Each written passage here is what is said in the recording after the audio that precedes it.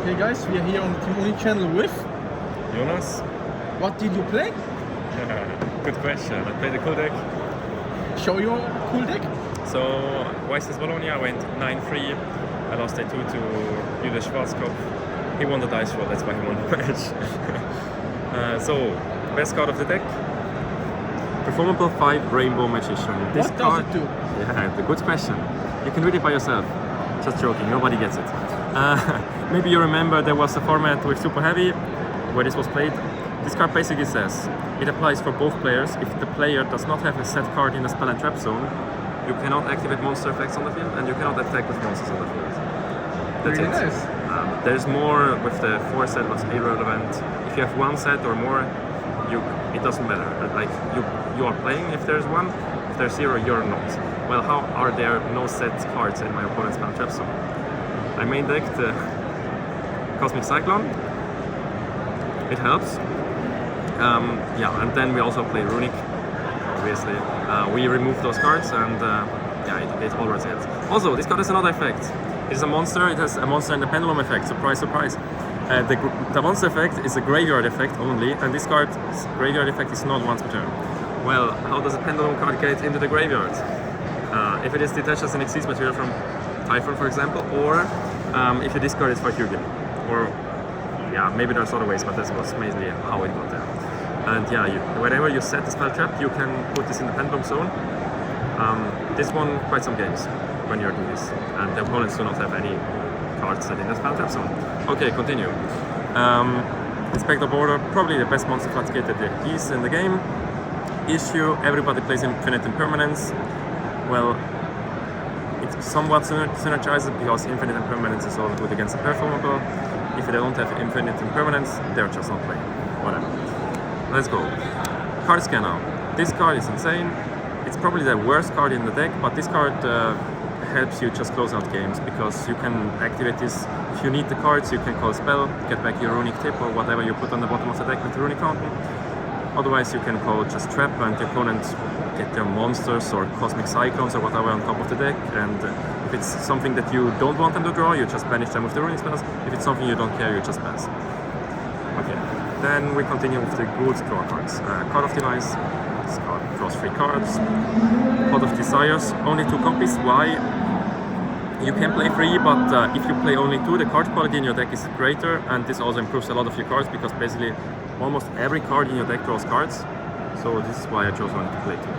I was also thinking about cutting Pot of Duality to 2, but it worked as 3. It's probably the better pot than the Desires. Then let's continue. Runick cards. Terraforming. Well, it's just Runick Fountain. Because we want to see this card, and we usually also don't want to search it with Hugin. I probably searched the Runick Fountain 3 times with Hugin in the entire tournament. We usually don't search it with Hugin, we just draw it or search it with the Terraforming. Then, Runick Tip. Yes, this also searches Fountain. This is the best Runick card because it is every Runick card, it's a 3+1. Then, Flashing Fire. Destroys. Destruction. Destroys, but spell traps. Synergize is great with the Performable Magician. Then negating monsters, always good. Slumber. Yeah, it's just the next best Runick spells. We play 17 Runick spells, 3 standard. Yeah, and they draw cards. They're good going second because you can summon Gary. Yeah. Then the Smiting Storm to deck out, and the Golden Droplet, the worst Runick card, but sometimes it can even help to deck out if you want to go fast. Why not Dispelling? Because that card sucks. No, like you can play Spelling, it's probably not even worse than Golden Droplet. It's, yeah, you can choose what you want to play or not. You can even play 18 or 19 or 20 if you want to. It doesn't matter that much, I like that ratio. If you prefer Dispelling, just play Dispelling over Droplet. And then the 4 cards nobody likes. Yeah, about these, they're really good going second, depending on what you play into. Also, at least one of them is probably good against your opponent. Tempai does not like this card. This won like 2 games against Tempai, the TC Brew. Skill Drain actually never activated the entire tournament, but yes, the deck still struggle against it, and nobody likes it, whatever. Let's just play those 4. And that's it for the cards for the main deck. Let's go to the extra deck. I already teased this one. This card is really good with this deck because we have like 6 normal summons, plus we also can special summon with the Runick spells, so you can always summon this when it helps. It usually forces somewhat of an interruption. And with the Performable Magician it's also really good. Also this helps to get your Hugin or whatever you may have to summon out of the extra monster zone, so it is not clogged, so you don't lose to like a Droplet or Impermanence plus a Feather Duster or something like that. Then Chaos Angel. Well, this is a good card. How do we summon it? Performable Magician plus, spoiler, this one is level 10. I summoned it like 2 times. It's nothing crazy, but it's cool that you can summon it, that it can help. Then SP Little Knight. Sometimes you summon it. You can summon it with normal summon plus an extra monster zone, a fusion monster. It's a good card. Why not play it if you can summon it? Then, for going second, 3 times Scary. Well, because we have this card, we have 17 Runick spells in our deck, and that can destroy cards in the damage step. That's pretty good. Then Hugin, yes, usually I just use it to protect my back row from Feather Dust or Lightning Storm, but also sometimes if you need to you can search a fountain, but usually you really don't have to do that. Then the Sleipnir, yes, it's level 9. You can summon Chaos Angel. Also, this is really good against Tempai because during the opponent's battle phase, you can banish it and something until the end phase. This also gets this out of the extra monster zone. That can help. Yes, but it's pretty good against the dragons. Yeah. And then I played 2 Freki. This is probably the one I summoned the least. It's still good. Like you can protect you from battle damage sometimes because this can add back a card.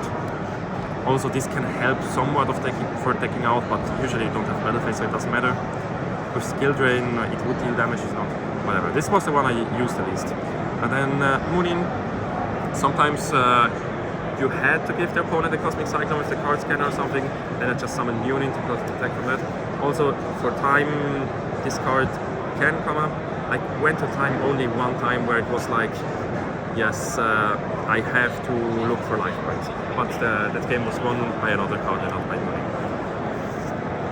Yeah, let's go to the side deck. I just showed the card I just talked about, the Ghost Sisters. That game I did not have Moonin, I just had the Ghost Sister winning time. It came up once. We're playing Runick. Usually the games can go long, but also usually it's the opponent that takes a long time and not you. Like, you should not feel that bad if you're not slow playing. Then for going second, 3 balls. This card is crazy if you play into some boards. This can just win a game by itself. Yes. We side this in going second, another side card we side in going second, 3 times evenly matched. This card is crazy. Shoutouts to Kua. He convinced me to play this. I would not have played him if he did not tell me that it's good to add more. And yes, this was crazy going second. Like, this breaks a lot of boards. But this deck, you does not even need to draw any of these and you can still win games going second. I broke a full Jubel board without any of those cards, and people ask me, how did you do that? Well, yes, we just do it. Then for going first, 3 times Judgment. The card is good. There were even games where I left this in going second because there were just not any other better cards and you can still draw into it. And yes, Judgment is just a crazy card.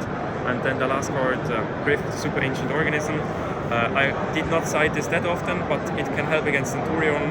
Like, the branded player did not find it fun. Yes, there are some matchups where you need this, but probably you can also change this if you need to change anything. That was it, 40 cards main deck, 15-15. Yes. Any shoutouts, Jonas? Well, shoutouts to the team, and also shoutouts to every opponent that read this card, because I think this weekend this card was read maybe 50 times. Nice! Yes, maybe they know now what it does, or maybe not, whatever. Okay, thank you, Jonas, and we are out.